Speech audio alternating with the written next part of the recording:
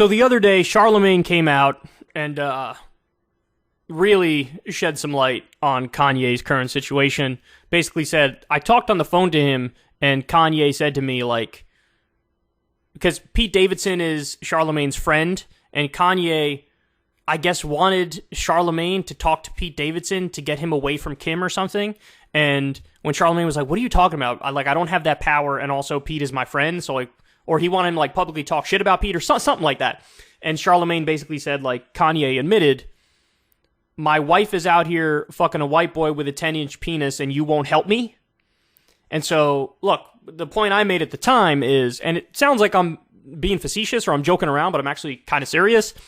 If you have severe bipolar disorder and it's untreated, something that's traumatic that happens to you can trigger a manic episode. And it's very possible that the thing that triggered the manic episode was like Kanye thinking about Pete Davidson and his 10-inch dick fucking Kim Kardashian, right? So Charlamagne let the world know this, and goddamn is that super fucking embarrassing for Kanye. But he's back. Charlamagne is back, and he's going to have a little bit more of a serious conversation here about what's going on with Kanye. And he makes some points that I think are dark, but kind of true. So let's listen, and then I'll tell you the update on what Kanye has been doing. Let's listen. He talks about this relationship he has with God, and now I realize... That's Andrew Schultz, by the way. Shout out to Andrew Schultz. That's the only relationship he got. We need to start really, really leaning into God, because nothing he's doing is of God. Nothing I've seen him do is of God. This, like, you know, he literally was like, it's just me and God. And it's like, you got kids, bro. Man. You know what I'm saying? It's like, you got kids. No, I agree with everything you just said, man. And, you know, that's my thing, right? I hope that this is what it takes for him to actually... People hurt people, like you always say, man. They do. And I hope that this is what helps him to go find some real healing, because clearly he's hurting, right? And I don't see this ending well. I feel like he's moving like a person who doesn't feel like he's going to be here much longer. You know what I mean? And how much longer? I'm not even doing that, but I just feel like he's moving. I just feel like he's moving like a person who's not going to be here much longer. And I also feel like damn, I lost my train of thought because I'm really thinking about that. Hurt people, man. No, he's definitely a hurt person, but I'm also just feeling like I'll go on something, and then when you remember, just let me know. But I think there's something to this idea that, like, the immense pain that he probably feels. And don't get me wrong, he is a musician, okay? He is a artist. We all know that there are people in entertainment that have been taken advantage of. There's no question that he's been taken advantage of in his life, okay? Oh, in his life? We all have. No, and I'm not saying... Listen, there's been times you have. There's been times I have.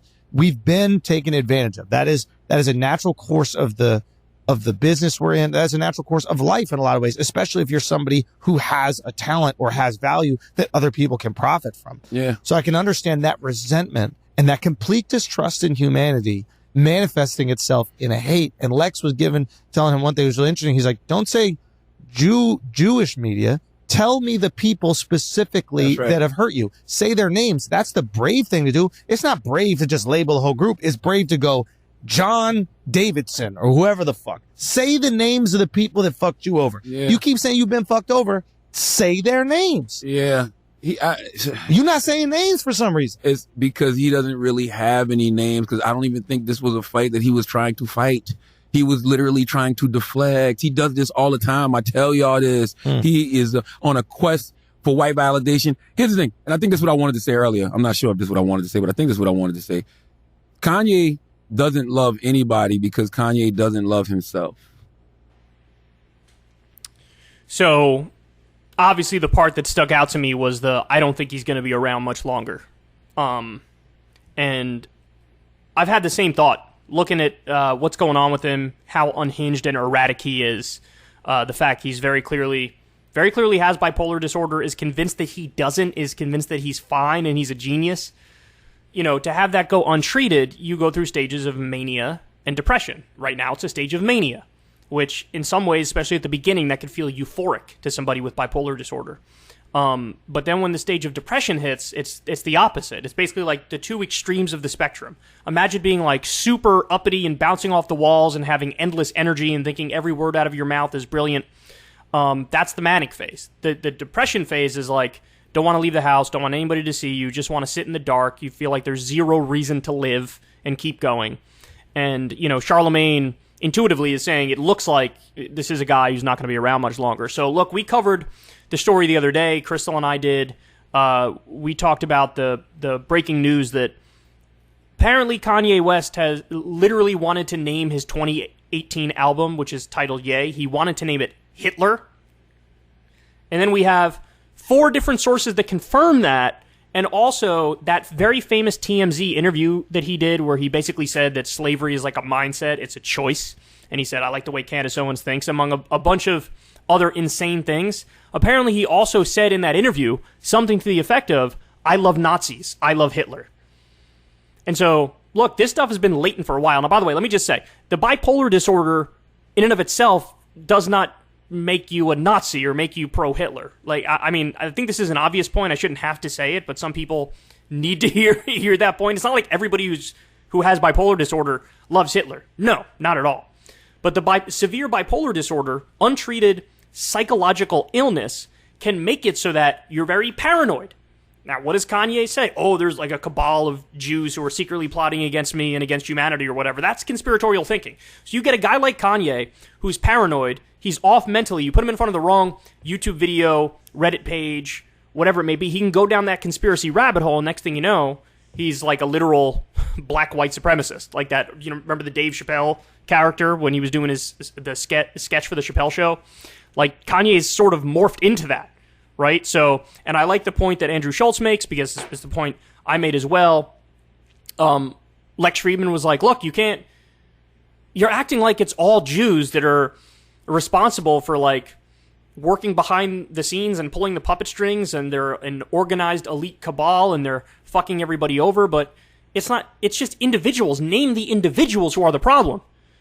You know, because, like, look, I grew up in an area in New Rochelle, New York, where it's a very diverse area. There are a lot of Jewish people there, and just like everybody else, like, what the fuck? How do I even need to say this, right? But he's truly convinced. Now, by the way, that brings me to the other thing I wanted to show you.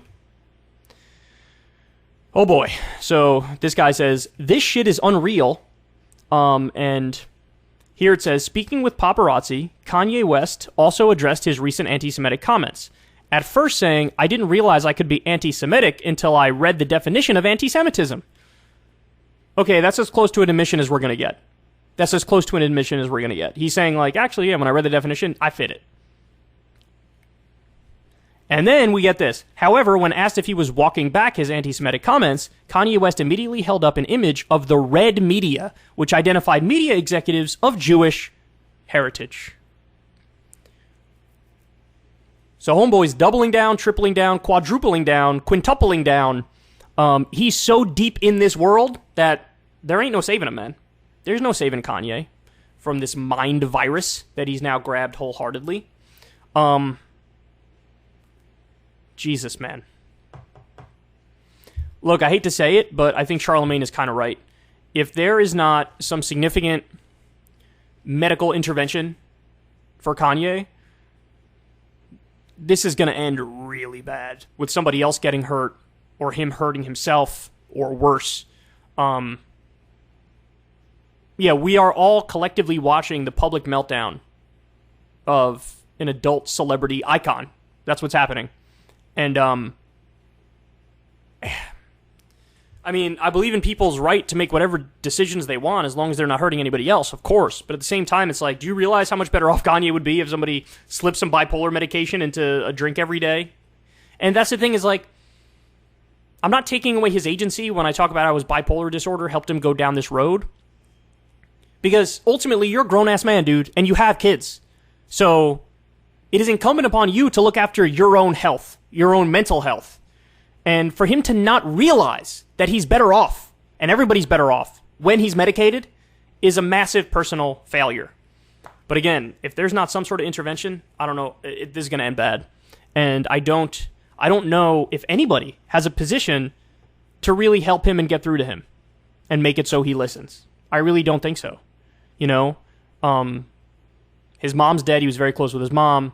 Obviously, Kanye was very close with Kim and is still in love with Kim to this day, but Kim, for understandable reasons, wants to protect the kids and get away from him. And so, like, who is there that could help him? I know, like, P. Diddy and some others tried to reach out to him and kind of help him, and Kanye wasn't having it and just added Diddy to the list of, like, part of the conspiracy against him or whatever. It's like, so then who is there to help him? Who is there to get through to him? This is not going to end well. Kanye is in trouble, and Charlamagne is right. If you want to see me and Crystal Ball interview legends like Noam Chomsky, Cornel West, and more, subscribe to Crystal, Kyle, and Friends on Substack. $5 a month gets you the video version a day early. Remember, we take 0 ad dollars for this podcast. Or you can sign up on Substack for free and get the audio version a day later. Link in the video description box below.